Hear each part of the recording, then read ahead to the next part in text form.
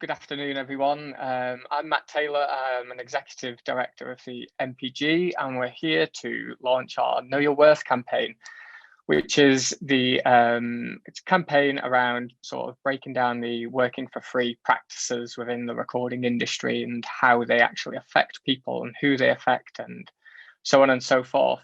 So we're launching the campaign today, and roughly by the end of the month, we'll be issuing a full report of a survey that we've just done. And today I am here with 4 other people to sort of speak on the findings that we have so far on the report and their experiences and everything. So I'll let those guys introduce themselves because they'll do it way better than I can. So start with Mike, because he's next on my screen, and we'll just sort of go from there. Hi guys, how's it going? Okay, so my name is Mike Cave, and I work as a mixer primarily, and I also run a mastering facility called Loft Mastering, based in Liverpool, and been making records for 20 odd years, maybe showing my age there a little bit. But so yeah, I've had lots of experiences of people trying to get me to do spec jobs and other better experiences of paid work and stuff. So hopefully I can share some thoughts with you guys and get you thinking about how to avoid some of these situations that people seem to be finding themselves in with spec jobs. So. Okay, next is Katy. Hello, I'm Katy Pickles, and I work for Air Management, which is based at Air Studios in London, and I'm part of the management team managing 14 freelance engineers, which obviously freelancers are the ones here mainly being asked to do lots of work for free. But then I have a background in research into how a freelance career can affect mental health, and that also includes financial barriers. And that's all from me being an independent artist for several years. So I've got several hats on today, but yeah. Cool. This might go horribly wrong, but Erland is next. I believe my internet isn't working that well, but I grew up on the Northern Isles of Scotland. I'm not there right now. That's not why this is glitchy. But yeah, so growing up on a little island where opportunity was pretty slim in terms of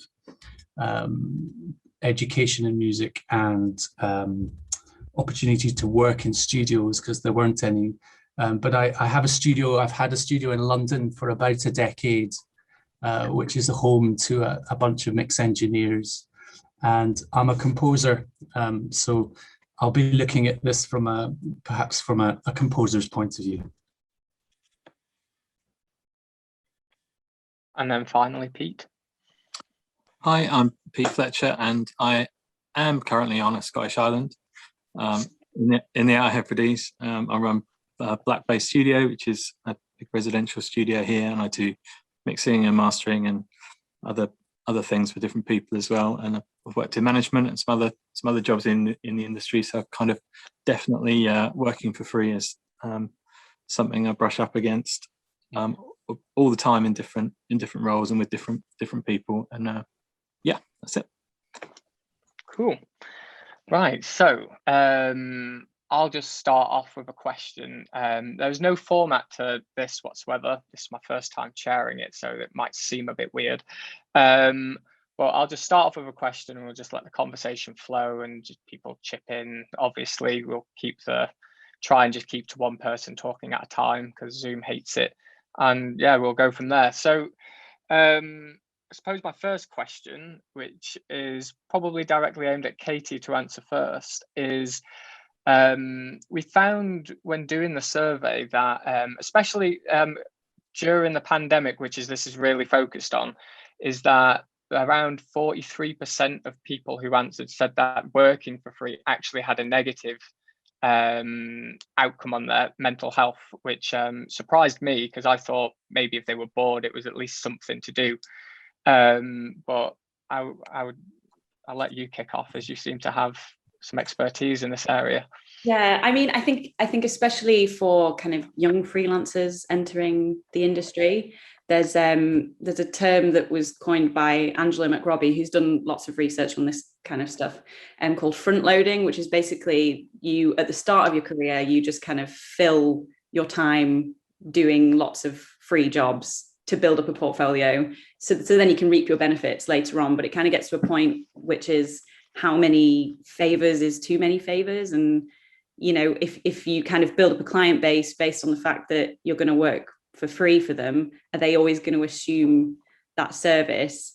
And I think that especially during the pandemic, that kind of loses freelancers' sense of worth, especially at a time when you're not getting direct feedback from people because you're not interacting with human beings. I think that a sense of worth is very important to maintain good mental health. And I think that we all needed to maintain good mental well-being during the past 18 months that we've had. So. Yes. Does anyone else want to chip in on that before I end up saying something? So I found the point that you said there about, is it front loading? I wanted to say freeloading for some odd reason. I know what the reason is.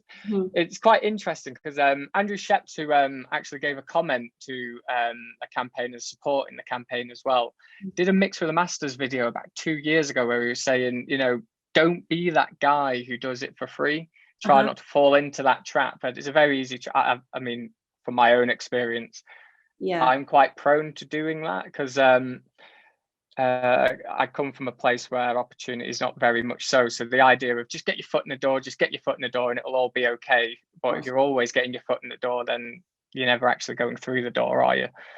I think the thing is as well is if you set the bar as, okay, I'm going to do this work for free, then it affects everyone else that can't work for free, that don't have the money to support themselves whilst working for free. So you're just creating barriers, number one, for yourself, continuing your career and building up, a livable wage for yourself, but also for other people in the industry. So I think that if it's almost as if we need to kind of write a code that everyone can follow, just like, right, don't do this work for free because you're ruining it for everyone else. But it's not as easy as that. And I think as well, being a creative freelancer, it's seen as passionate work and something that you love. So therefore, surely you would be happy to do it for free. But that's just not livable at all. Yeah, I might just, can I just add something to that? Because that's, it definitely rings a bell with like my sort of, the way I see it as well is that I often say to people, like, you can't, I never started making records to make money. It was never about that. It was never really even about a job. It was just because I loved it. So I often say to people, I'm not here to make money, but I need to make money to be here and to deliver great records. It's just impossible otherwise. You can't buy the right equipment. You can't have the right tools around you. You can't pay the rent of the building. There's so many different overheads for you to be able to just forget about that and focus on music. And I think when you make that clear to people, they understand it a little bit more, because there is a misconception that because you love doing something that you'll just do it for free, or it's a hobby of some sort. Yeah. And if I could, I would do it for free because I love making records, but it just doesn't put me in a position where I can deliver great records,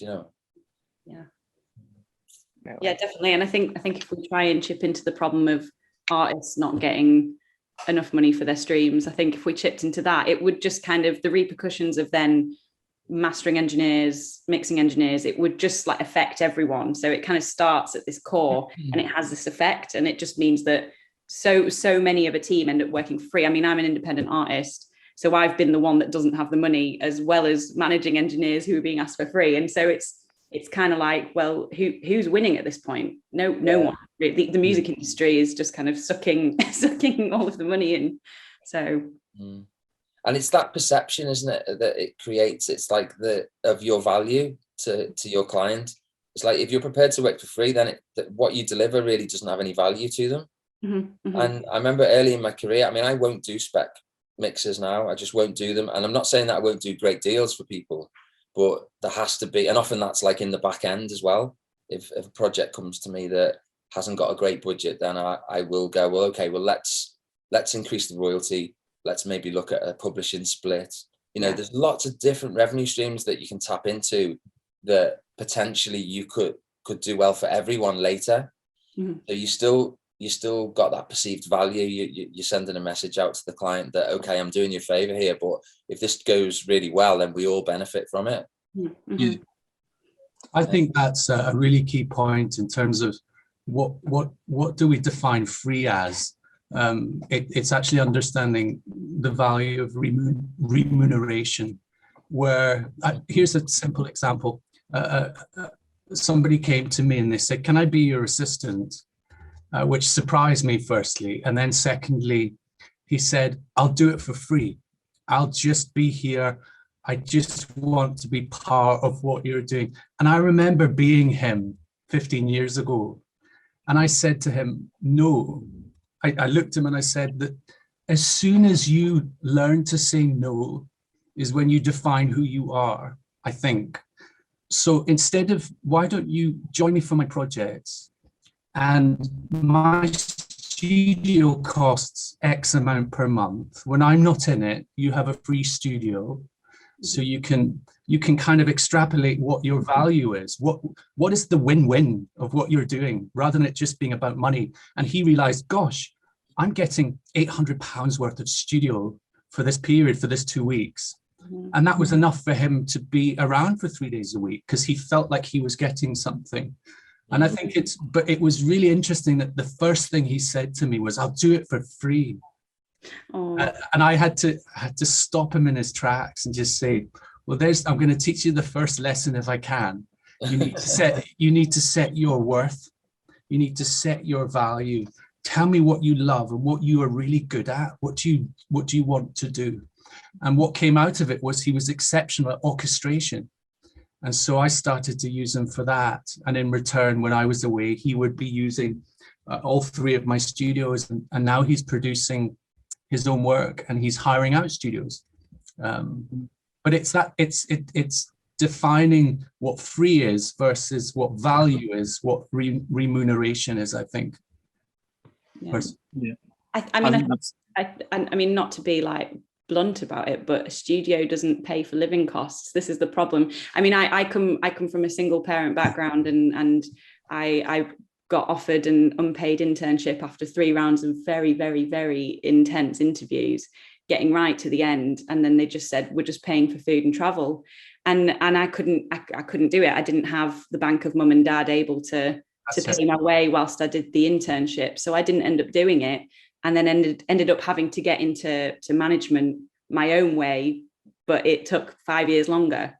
So we're just kind of creating this industry of privileged people, and so there's also a lack of diversity in that as well. So. I couldn't agree more. There's some people that come, there's a sense of entitlement, like, how do you afford your rent? And what I was doing with him was saying, well, you don't have to pay for a studio elsewhere so you can cover your rent. So it was coming up with a way for him to save money in this example. But that's absolutely, it's such a key thing. It's if you are able to afford your overheads and your food and occasionally going to the cinema, how on earth can you afford a studio? How on earth can you afford to work for free and do things for spec? And it's not an easy one to solve. And I guess that's what we're here talking about.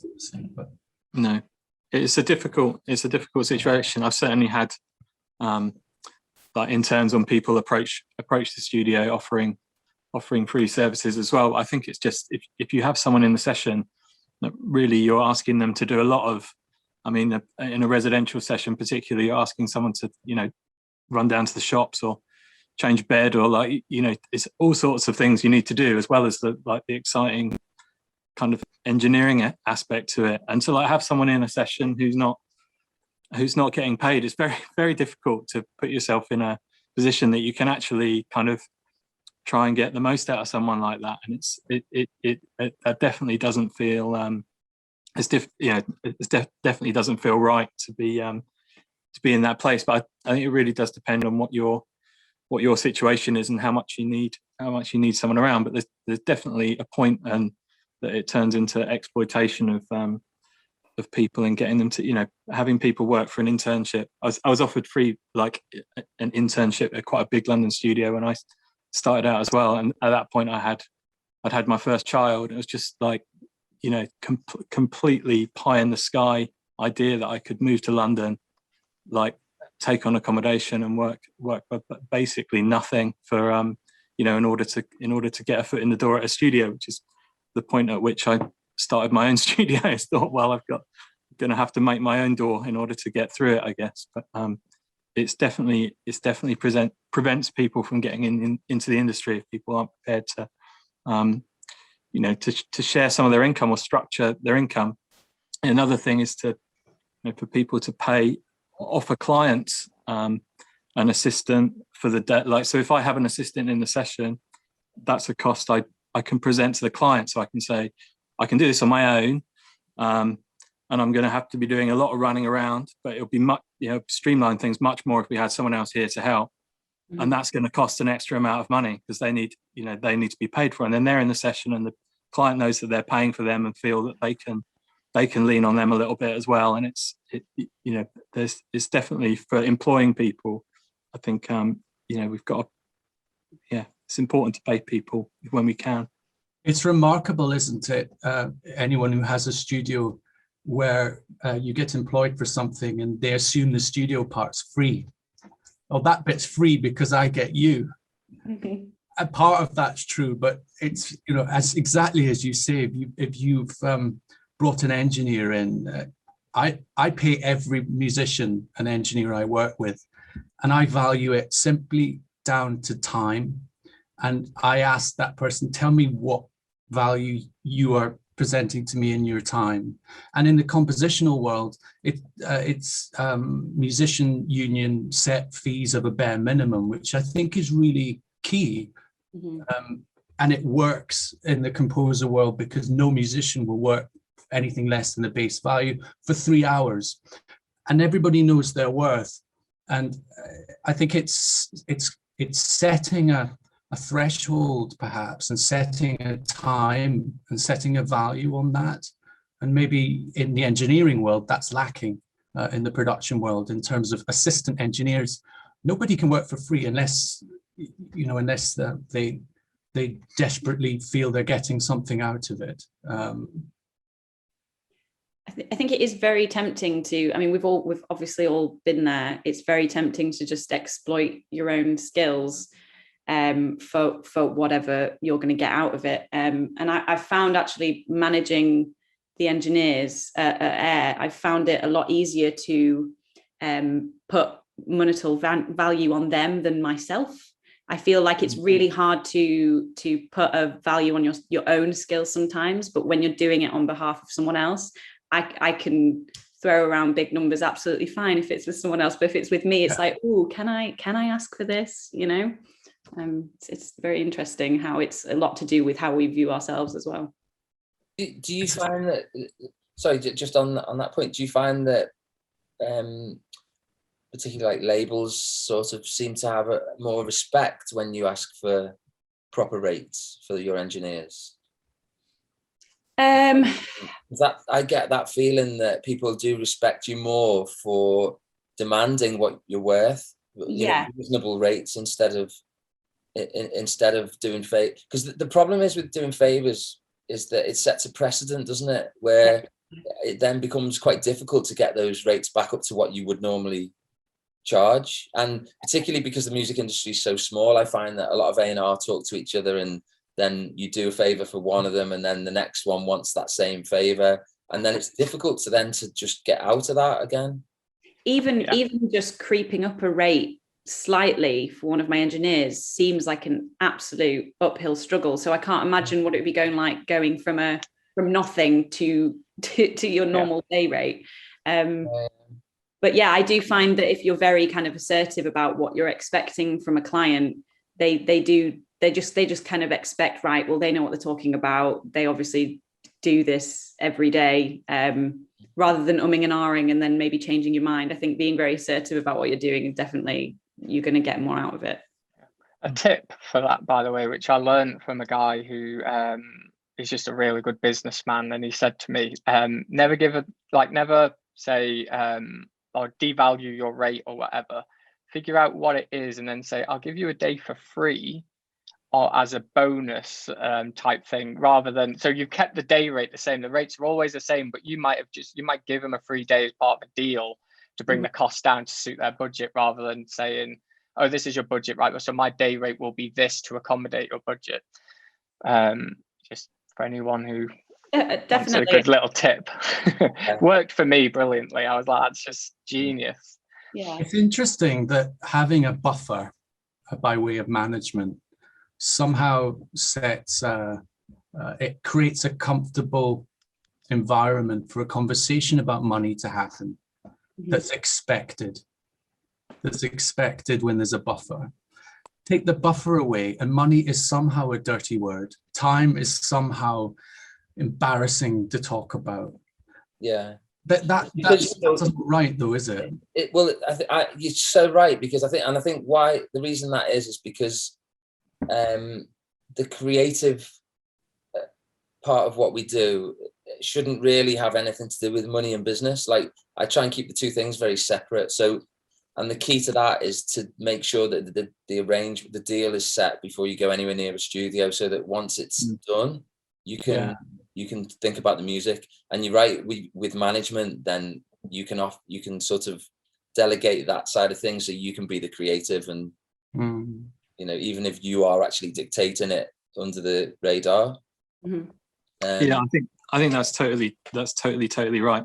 I think it's the troubling situation, and actually the situation I get in where I'm often not getting paid what I want to be, is when projects get extended. So it's like, it's halfway through the week and people are like, oh, we're not going to quite get there. Can we do an extra couple of days or whatever? It's like, it has massive knock-on implications potentially. Or if you think you're doing 4 tracks but it ends up being 6 tracks, or it's like, or you get you finish the project and then people come back for for a radio mix, or for some for some stems for something that you weren't things that you weren't expecting really. And I really hate charging by the hour, because for that reason of creativity, really, I like to have everyone knows what they're getting paid, and then I just work on it as hard as I can until it's done, and I kind of keep in mind where it's going to be by the end of it. But then when projects get bigger, that can be a really difficult place, and definitely a lot of the times that I'm sat in front of the computer, kind of secretly cursing the client, going, I can't believe that I'm doing this. Why didn't I get paid some more for this? This is just it's a waste of my time, kind of thing. It's definitely those projects where that have grown whilst being on them, or people, that's often the way. Or people are like, oh, can we just have an extra day to do a video shoot at the end? Or that's like the dreaded bit of the sentence. Can you? Oh no. It's interesting though, isn't it? When you go, it's like having a relationship with anybody as a friend or anything further. When you go into it at the start, really the slap on the wrist to yourself is often, did I set it out clearly at the start? Did I make it really clear? And did they make it really clear? And sometimes if you get it wrong, it kind of, when you set your worth without your buffer, perhaps. I'm trying to think of myself 10 years ago and trying to figure out, can you make money in this industry? Because for the last 5 years, I haven't. What's going on? It's that kind of, what's your value from day one? Okay, I'll do this. We've got 6 days. What's your budget? And they go, my budget's this. And then you go, okay, well, I'll give you 4 days because that's all you can afford. And that's kind of as far as you can get before it gets a little bit embarrassing, I think, which I find quite interesting. Pre-buffer, like pre-manager. But I do feel like if just as a balance, if I could tell myself to just set my worth by saying, how long I have, I've only got 2 days, so I can help you out for 2 days this week. Instead, I drove from Orkney to London, and I remember knocking on a studio door. It was I'd read it in a book, a residential studio down it's Ridge Farm. I don't know if you remember it. And I just turned up and I knocked on the door, and this guy, incredible looking person with this long black hair and a white stripe, looked like he'd been on a session for 28 days, opened the door, and I said, "Hello, my name's Erland. I'm from Orkney."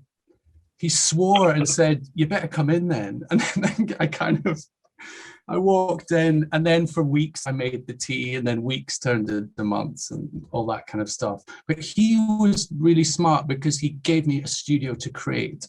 Very quickly, he gave me a room. And I think he just wanted company in his session. And he then introduced me to other people in London who were a bit more exploitive. Mm-hmm. And I guess what I'm getting at is, I took that kindness and gave the kindness back. I was happy with our relationship, what we were both getting out of it. I was content. I wasn't asking for money, and he wasn't asking a great deal in return. But when I got to London, I remember some of the very exploitive things that would happen. And just because that happens to you, it should never be this view that it's somehow a legacy to uphold. Do you find that there's a kind of old school approach? I was the tea person in that studio, therefore, and I didn't work for any money for 6 months, therefore you should try and do the same. I think that's wrong. I think there's a kind of, it's a legacy thing. I don't really understand it. Yeah, almost like, oh, well, I did it, so you should have to do it too, you know? Yeah. But I mean, now it's, I think one way that some employers get round exploiting interns and things is it's actually legal for someone to undertake an internship if they're just shadowing or observing work. So if they're not actually doing anything. And I think that some employers try and get round what is actually now illegal, because everyone has a right to minimum wage. By saying that that's what's happening in the job. And I think that a lot of young freelancers, even if they are working kind of under the radar of that, will just say, yeah, that's fine, because they just want their foot in the door, and it's, you know, it's not viable for everyone. So yeah. I think the other way around it is just freelancing, so that, you know, you pay someone as a freelancer. It's like, we'll give you a freelance rate. It's 50 quid. It's like, and that's for, you know, 29 hours work.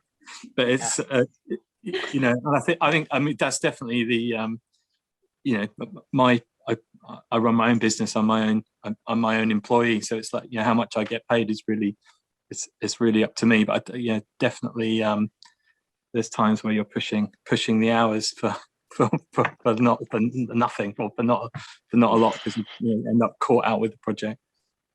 Yeah. I think one of the things that Pete was saying earlier about, you know, when people come to do, say, like 4 tracks and then it turns into 6 or whatever, I think one of the things, I mean, I'm curious as to the attendees here, whether they're at the sort of intern stage or they're ready to go freelance. So I don't know, but I've probably got more to give in terms of once people go freelance and how to survive once you're out in the world. But one of the things that I try and encourage with clients when they come and they say, okay, well, we've got X amount of budget and we want to do 6 tracks. If I'm looking at that and I'm thinking, I'm not going to be able to deliver something great on that budget, I would often encourage them to just do less work, just do 3 tracks and make them great.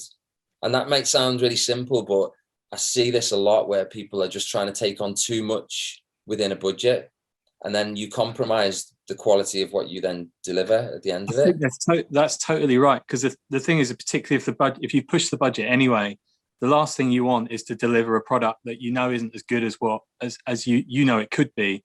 Oh, so exactly. I mean, you're not doing anyone any favors. No. So often you end, you know, that's the point, that you end up doing the extra work to make it what, you know, because it's got your name on it, and like you only did the job because you want the credit and you want the, you know, like potentially.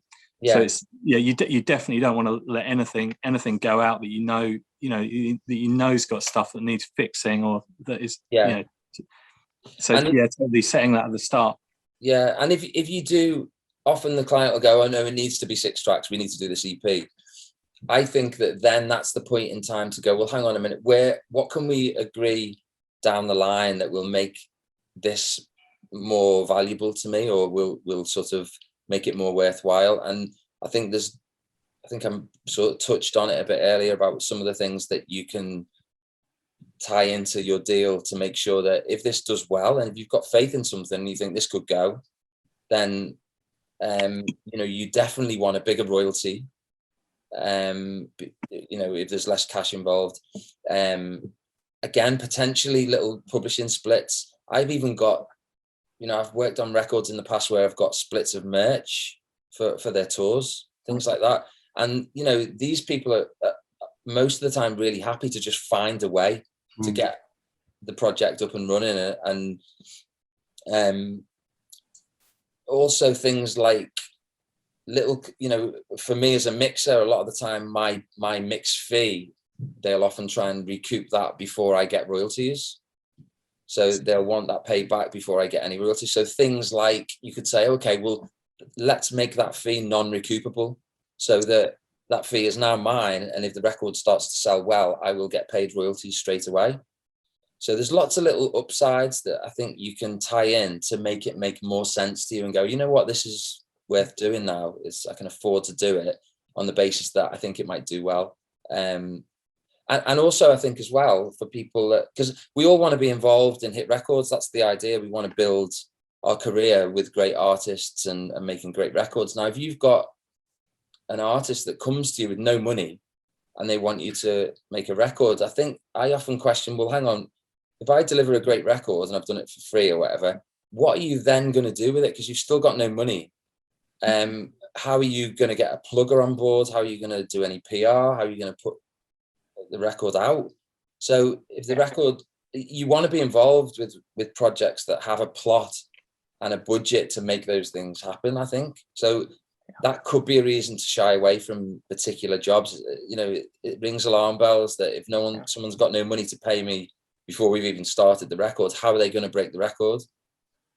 So that's really good advice, because one of the things that we found, which is really surprising to me, is the hardest hit age category is the 25 to 34. So that's people who have often just left university and like building their careers.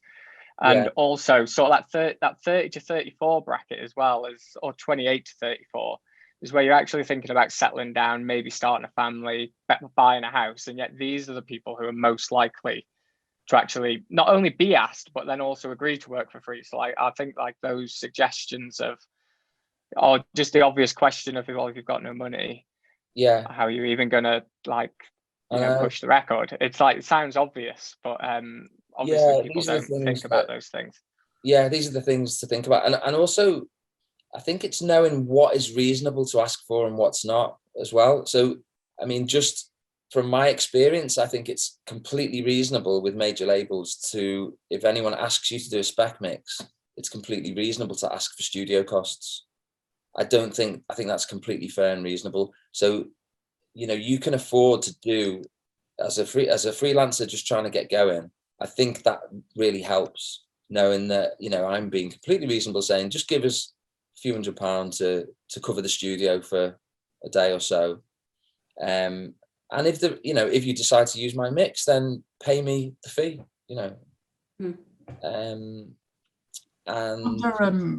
I think so much of that's so helpful. And what I would call those questions, it's like ammunition to give people. It's like loaded questions. And you can tell by asking just a few of those questions about other ways to, royalty and all of these other kind of mechanisms for back end, you almost flush out their intent.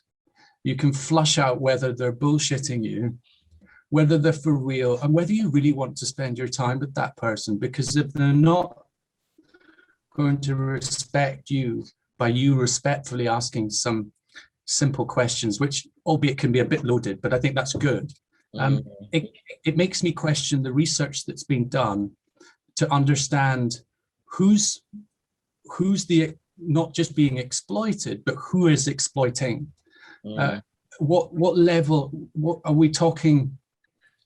we're talking major labels, we're talking indie labels, we're talking independent artists. And I think we almost have to carve out what's happening and who's doing it to figure out what type of solutions. But I think, as you say, Mike, those questions will really flush that out quite quickly.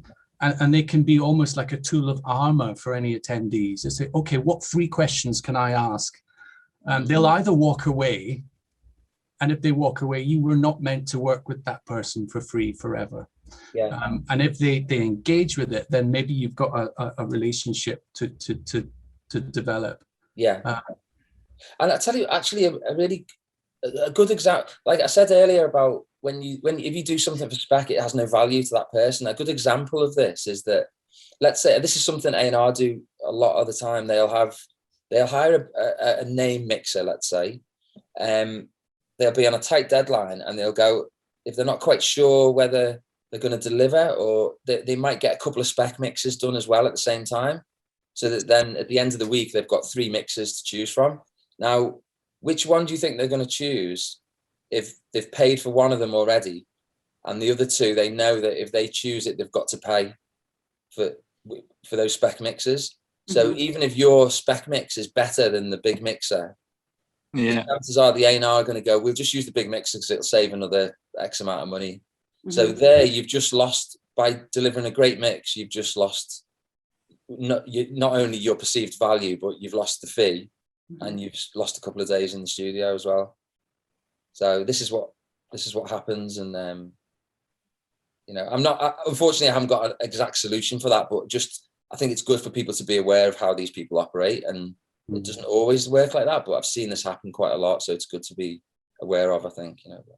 I try to equate it to composition, and trying to find a similar example. And I have done mixing and I do productions as well, but I'm trying to figure out when I found a way to solve it on my own, and it kept coming down to time.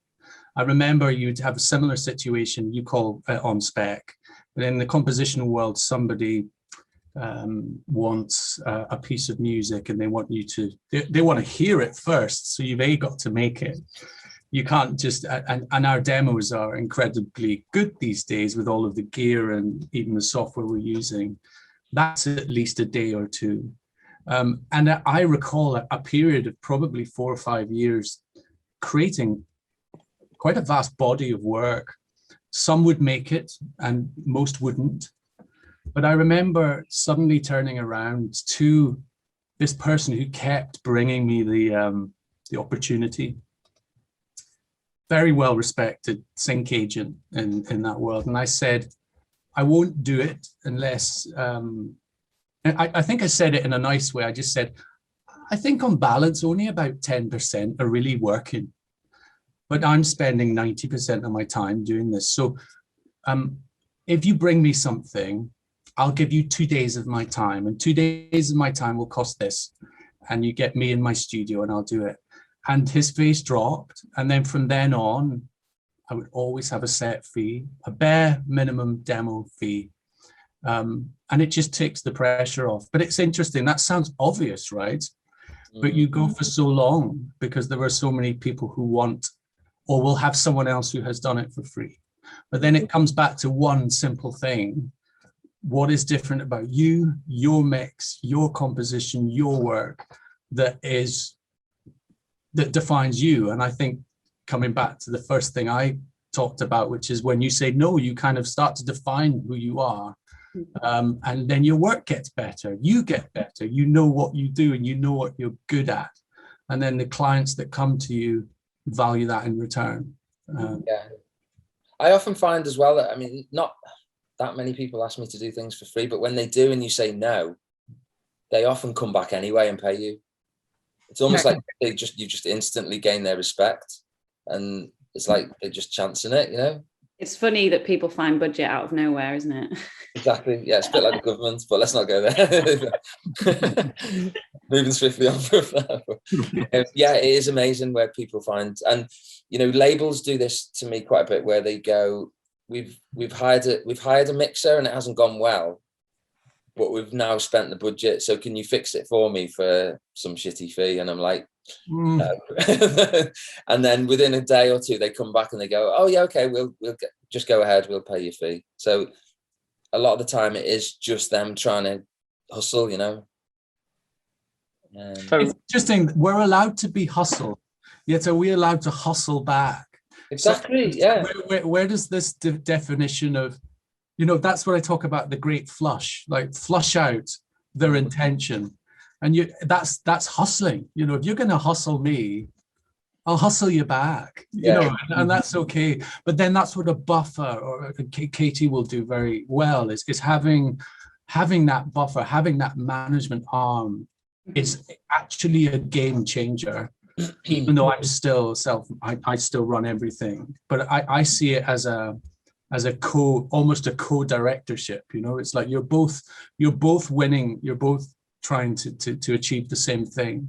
But yes, if one is being hustled, then who says we can't hustle back, and why should that be a bad thing? You know, I think also one of the key benefits of great management, and as Katy said earlier, protecting the mental health of your roster. Like you know, if those type of jobs that come in that are just being cheeky, Katy can protect a team from that, and just basically, rather than even expose them to it, just, you know, and that's for, you know, I've gone through periods of no management and then I've had management, so I've got a good sort of idea of the differences. And often when you're doing everything yourself, you're bombarded with a lot of nonsense that good management can protect you from, you know. And often it's hard to say no sometimes when it's always personal, right? I found a way of saying, oh, that sounds really interesting, let's have a conversation with, and then you discover it's not going to work out, which is unfortunate. But isn't it interesting, like saying no is quite hard sometimes. It's like good cop, bad cop. I definitely I completely agree with you. I couldn't imagine what it would be like being one of my engineers and doing my job all at the same time. It's just asking for a burnout, really. Having to deal with human beings and their creative work, and, you know, their budgets. But then also on the subject of saying no to jobs as well, I think sometimes if my engineers have got like a really full diary for the next couple of months, I'll go, right, you're going to say no to this job. And I think it's also just like making sure there's no overworking as well, because there are a lot of exciting projects out there that everyone wants to work on. But there's got to be a threshold. I think you've got to look after your mental health, definitely. Yeah. I suspect there's a lot of attendees who are wondering potentially, how do you get to that stage? I get asked a lot, how do I get a manager? Or how do I get signed?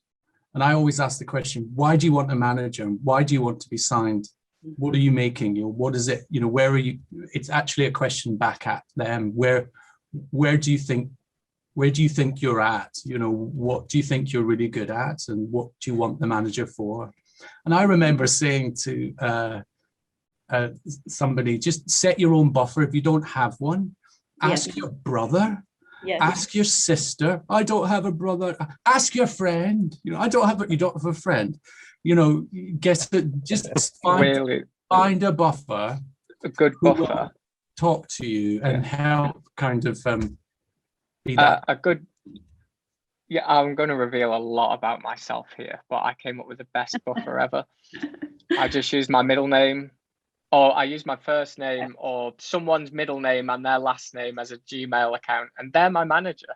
So my friend is this guy was my friend's granddad who's dead now, was my manager for ages, and it was just weird. But like, it's, you know, and you have people call me on the phone and they go, "Hi, is that Ian?" And I'm like, I'm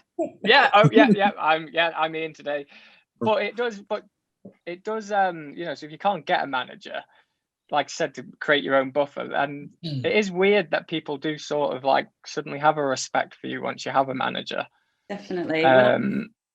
Let's take a step back. Sorry, Katy. No, go ahead. And I was thinking the buffer not only helps with having a conversation about money that isn't somehow something you get embarrassed about. But it's also really good to have a sense of perspective, which touches on what Katie started with, which is mental health and your value. You need to be able to focus on doing the best work you possibly can. Mm-hmm. By having a buffer, even if that's your mother, which it would have been day one, somebody to look out for you. Because if you have, I'm glad my mum isn't watching this, by the way.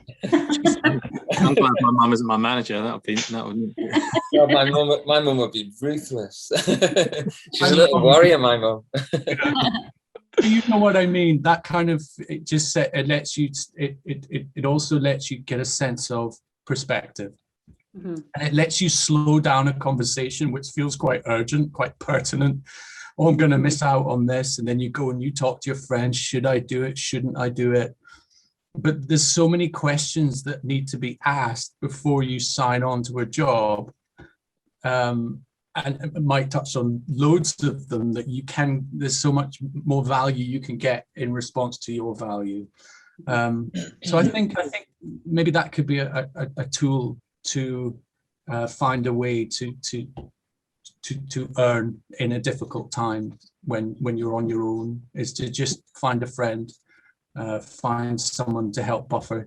You can do that work with them. But yeah, sorry. No, go on. Sorry, what were you going to say? I can follow on with this. Are there the equivalent of MU rates basic for engineering? I'll answer that, being from the MPG. No, there isn't. You know what, this was my first question when I arrived. Day rates and stuff are a very, very touchy subject. Mm-hmm. Makes perfect sense to me because the MU have it. I'm looking into it, but just from very, very small research, it's a very, very touchy subject apparently in the engineering world. But I'm young and I don't know this yet, but I think it makes sense. I mean, it also depends. It depends on the client. I mean, we don't have like fixed rates for engineers. It can vary. We can be flexible with budgets if a client has got a particularly low one. And then also things like, adverts always have massive budgets. So we know we actually want to have the flexibility in the day rates, but yeah. I do understand that there should be maybe like a base level of what kind of the lowest is what you should be expecting for a day rate as an engineer, and then work up from there, I think. Quick question about a violinist who comes to the studio. I know that I can't not pay them £135. Yeah. I'll pay them more than that always. I have a fee that I like to give, and funnily enough, I have a group of musicians that I always work with because we respect each other. But it's not so much. Sorry, go on. Carry on. Sorry. No, you go for it. I'll just say it helps so much with session musicians having that rate. Like when you've got clients in who are talking about bringing people in, you can be really exact. Like, yeah, sure, you can have a quartet, and it's going to cost this much money. It's like, well, maybe we could do something. So you can't do anything. Yeah. That is how much it's going to cost. It could be more than that, but it can't be less than that because they just won't come. Yes. They won't come, and then it's on you. If you decide to pay them 50 quid, they won't come back, and you have to sleep at night. So it flushes out. It goes back to the great flush. It flushes out the people you want to work with anyway. So yeah, when was the MU rate established is a question I'd have. How is it established? And it probably goes back to the 50s or maybe the 60s. So I'd love to know more about how that developed and went from something that you, Matt, said it was embarrassing to talk about. It's not embarrassing to talk about MU rates for session musicians. Mm-hmm. There should be a given rule so people can know not to bend it. Definitely. Yeah. But it is the danger of the minimum rate being the rate, and that's it. That's all people are prepared to pay, rather than, that is the big thing.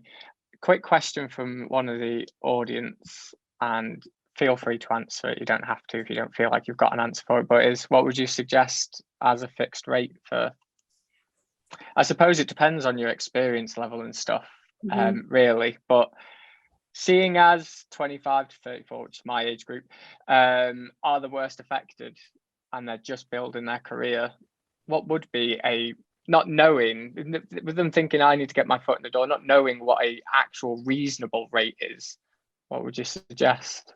Well, this is kind of this is what I mean about maybe having fixed rates for different types of jobs as well. Because I mean, if you're going to be doing a job for a label compared to like a trailer company, compared to like an independent composer or artist, it is a very tricky question, really. And I think it would have to be a set of fixed rates rather than Yeah, definitely.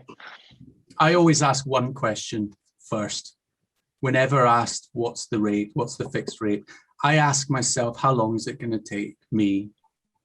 And I ask myself, what's the value of my time?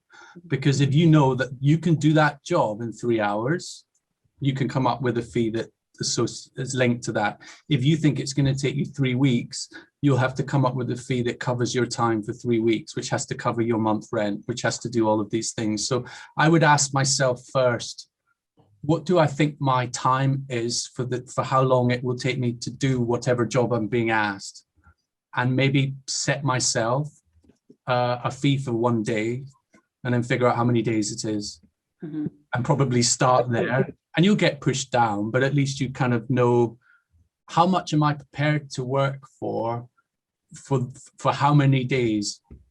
I think about time always, because our time is so important. Mhm. Well, I mean, just one quick, it might sound obvious this, but one quick sort of difference between setting a mix rate and an engineer rate is definitely that as a mixer, I would go with the view of like, how long is that going to take me? Okay, and work out a fee based on that. With an engineer's rate, I think it has to be on a daily or an hourly, because you're at the mercy of the artist or whatever you record in. You're capturing performances, could take twice as long as you think. You know, the vocalist might have a cold and have to come back again, and it's like, well, okay, do we get paid again, or was that the fee that we got last time? So it might sound obvious that, but I think it's important for someone that's recording Mhm. to definitely have it as some sort of time-based fee rather than a set fee.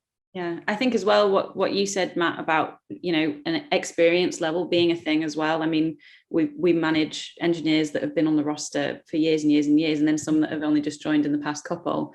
And then also thinking about assistant engineers compared to, you know, freelance engineers. It would become very complicated when you actually think about it. So in theory, it's a great idea, but there's going to be several layers to this. Really. There is, because everybody's value is set by the work they've done to that date. But that's the okay thing to work hard to achieve, right? Yeah. When you're starting out, you shouldn't be thinking, oh, I'm doing it for free. You should be thinking, how can I increase my value of me? Yeah, Because I mean, right now, my value is this today. I want my value to be the same as some of the other engineers on Katy's roster. How do I achieve that? Well, I've got to work, but then it's on you, right? So you have to set your time. I think a good place to start for the for a fixed rate for engineers would just be the living wage for like the hours that you spend doing the job. I think if that was the case for you know, across all studios, or well, not exactly studios, but all music environments in the industry, I think that would be like absolutely transformative to a lot of people who are definitely working like way under that. You know, once you add the actual hours up, you know, the hours that you're supposed to be doing, you know, potentially doing something or waiting around or, you know, whatever else it is, there's a lot of people working for way under that. I think that would be a good. I understand that we're like approaching the end, and I'm maybe bringing up a topic that people might want to delve into, but also being asked for your knowledge and skills and time in terms of like masterclasses and talks and things like that. I think that things like this. Yeah. I mean, my engineers get asked to do all sorts, and a lot of the time it's unpaid, but then knowledge is just as valuable as your actual craft as well. So I do lots of those masterclasses. I travel around the country and around Europe and all over the place, and they're always paid, but not necessarily big fees, but what I do find is that they do create work, those things, and particularly going around the universities, like say LIPA here in Liverpool. A lot of those students, they end up as A&R and A&R coordinators, and they're people that I start, I've done masterclasses for, and then 5 years later they're hiring me to make records. So they're definitely worth doing, even if the fees are low. I think those type of things have been really beneficial for me. Yeah, I think what we've kind of been approached for in terms of not being paid more is we manage 2 female engineers. A lot of the time it's kind of women in music. We can give back to the community that you started your career in as a woman, and it's just like, well, actually they're the part of the industry that should be getting paid, because they've worked really hard to get into an industry that is very male dominated. I thought about this, and you can't give back what you didn't have in the first place, can you? Yeah, exactly. So yeah, I agree. You can get quite a lot out of things like that in terms of meeting people that are then gonna potentially give you work. But if you're going to go and do it for free in the hope that that's going to happen, and then it doesn't, then you're just not getting anything out of it. So. Oh, actually, here's another thought that might be helpful particularly for projects that you get offered to do where there's really not much budget, but you really want to do them. And what I find, I'm a real fan of like trying to just think a bit more out of the box and build relationships with people that could potentially fund records. So A&R being one of them, build relationships with managers, publishers, and these type of people are the people that you can sometimes go to and go, you know what, I've just discovered this amazing artist. They've got no money. Can you come up with a small budget for us to go in and make a single or something? And often I always say to people, where there's a will, there's a way. It's like, if you find an amazing project and there's no money, go and find some money for it, go and fund it somehow. So I think it's equally as important for people who are just coming into the industry and freelancing to build those relationships with industry so that you can find little pockets of money to make things happen. Yeah. And at the same time, you're surviving and getting paid. Yeah, it's still very true. It's who you know. It always has been and always will be. Yeah. I'm not a fan of that word networking, really. I think it's a bit false. But what I do like is I really like to just build solid relationships. And a lot of my clients have been with me for years and years, and I'd much rather work for them than people that want me to do stuff for next to nothing. Yeah. Right. So now it's left for me to begin to wrap things up, as we've got 2 minutes left. I just got that message. Right. So I don't know how to wrap it up really, because I've never done this before. Sorry, Matt. I've just noticed that question there from Susan. That's quite. That'll be a good one to end on. So, do any of you guys, engineers, don't exclude yourself, don't have to, ask for any additional production credits which would make you eligible for PPL income? It's a final question.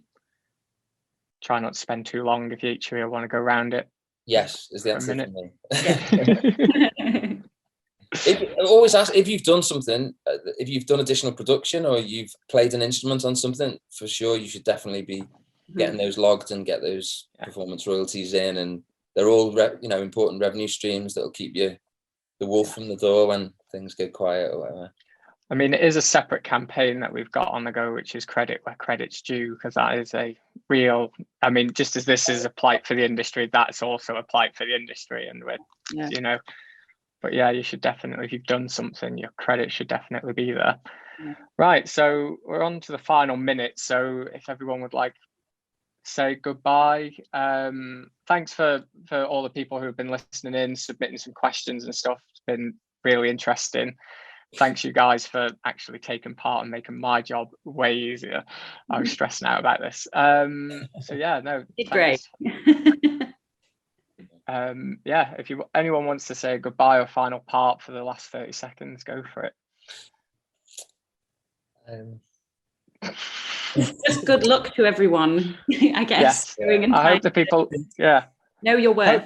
Know your worth. And I hope that everyone found this interesting, and do look out for our report, which will be coming out towards the end of the month, which will sort of have all the issues that we've discussed today and probably a lot more. Definitely. All right. Yeah, I think that's it. Yes. So lovely. Thank you for having me. Yeah, thank you. Thanks, everyone.